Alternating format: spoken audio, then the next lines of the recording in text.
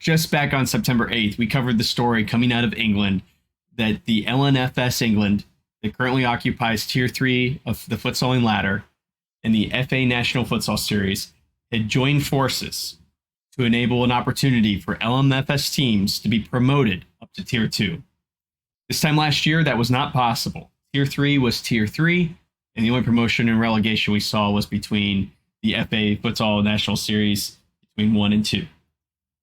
Since then, we've gotten the disheartening news that they have lost their licensing deal with BT, who are airing live streams on YouTube as well as locally on television in England all of last year. So what exactly happened here? Well, since then, the Futsalsa Podcast has covered it in detail. Let's listen in and let them explain what's going on. So BT is the television broadband that displays all the NFS games. We discovered that they've been bought by Discovery recently, and Discovery made a decision to pull out and axe futsal and I think other small sports as well. And that means BT or Discovery, whatever it is, won't display futsal anymore. So that is the big blow for futsal as a sport. So there you have it. Warner Brothers Discovery has purchased BT, in the process axing all the small sports out of their television programming. Very unfortunate to see, because I felt like they were getting plenty of viewership on Saturday and Sunday mornings last year, with hundreds of people tuning into YouTube on a global scale. And I don't even know what their TV viewership looked like, but it seemed like it was healthy enough that BT was very interested in continuing the relationship. So why doesn't Warner see the same thing BT does? I don't know. But this joint venture, unfortunately, has axed futsal in the process. So now the question is, what happens to English futsal as far as streaming? And how do you plan that infrastructure for the season, as it's already delayed from this TV programming debacle as well as the death of the Queen? They have not started the series like they were planned to a couple weeks ago, and still haven't figured out exactly how that's going to go. Here's what the guys think on the Futsalsa Podcast as to the different directions that the FA series can go.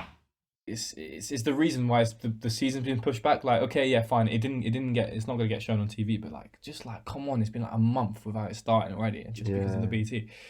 But yeah, so there's a possibility that's been floating about that they might renew a contract, in the future if the league proves to be sustainable and whatnot. But that's all like hearsay, and that's no one really knows what's going on. We don't do that, do we? We need the absolutes. We need the absolutes, exactly.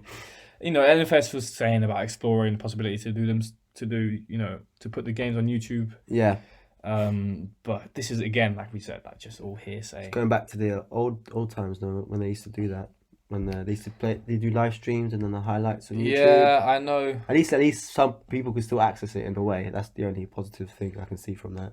Yeah, I think that the big thing that's come out of this is that people got used to it last year. Like people got used to traveling up and down the country. Yeah, and now some clubs have decided to pull out of hosting the central venues, which has led to a decision possibly being made about is it going to be home and away? Yeah, change everything. Yeah, with some central venues in between. Yeah.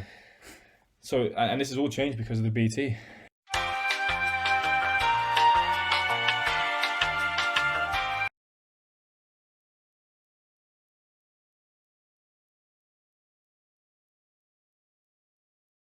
Hey guys, Jake from the future here. Hey, you're going to notice I'm wearing a different shirt. And as a matter of fact, that's because the day after I was scheduling this video to be released, I got some updated news on the topic. So in place of what was probably an entirely too long rant about everything that's wrong with futsal and holding on to commercial sponsorships and getting TV deals, you're now going to get the updated story instead. Lucky you. So what we've heard in the last couple of days out of a couple of our friends over in England is that BT has re-engaged and has committed to covering the National Futsal Series this winter in a limited capacity.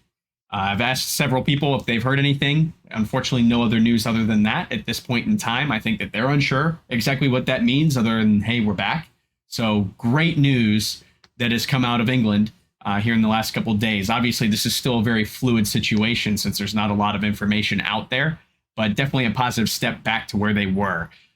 It seems like England and the United States are a lot alike when it comes to their futsal scenes, and that's it. Futsal giveth and futsal taketh away on a constant basis.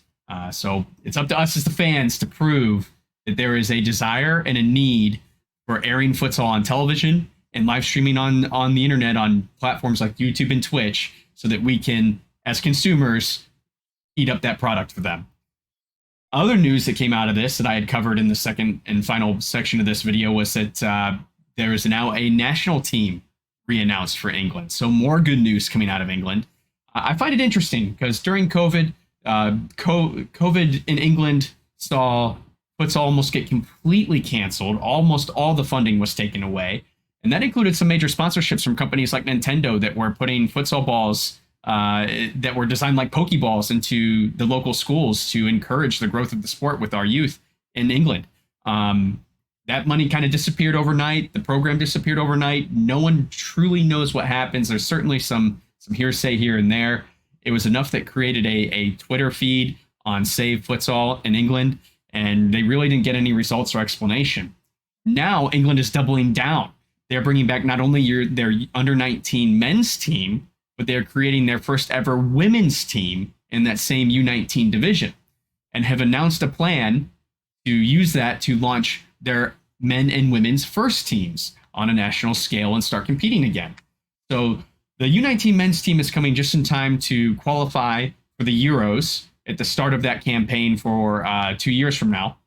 But I find it interesting that they went from completely axing the program and having zero faith during COVID to suddenly doubling down, as I said, on now doing a men's and women's team. So we'll be keeping our eyes on England and seeing how futsal develops there, especially because Nintendo is now back as well, sponsoring those futsal balls. So did it all just hit restart and it was really just a hiatus and not as bad as everyone thought? Or is there something else going on here and the England FA just can't make up their mind? Tell me what you guys think in the comments. Join us in the conversation on Discord and let us know what you think.